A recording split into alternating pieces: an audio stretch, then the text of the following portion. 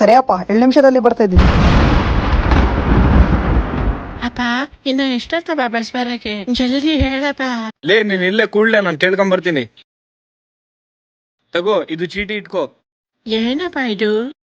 ನನಗ್ ಬರಕ ಏನಾನ ಲೇಟ್ ಆದ್ರೆ ನನ್ನ ನಂಬರಿಗೆ ಫೋನ್ ಮಾಡ್ಸು. ಸರಿ ಅಪ್ಪ. ಸರಿ ನಾನು ಹೋಗಿ ಬರ್ತೀನಿ. 5 ಗಂಟೆಗಳ ನಂತರ. 1 ದಿನದ ನಂತರ.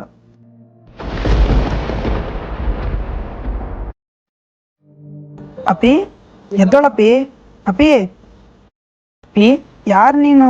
ಅಣ್ಣ ನಮ್ಮಪ್ಪ ಬಸ್ ನೋಡಕ್ ಹೋಗಿದಾರಣ್ಣ, ಅದಕ್ಕೆ ನಾನು ಕಾಯ್ತಿದ್ದೀನಣ್ಣ. ಆದ್ರೂ ನಿನ್ ಕೈನಲ್ಲಿ ಇದು ಚೀಟಿ ಏನು? ನಂಬರ್ ಇದೆ ಅಣ್ಣ, ಯಾರನ್ನ ಬಂದ್ರೆ ಕಾಲ್ ಮಾಡ್ಸಂತಂದ್ರು.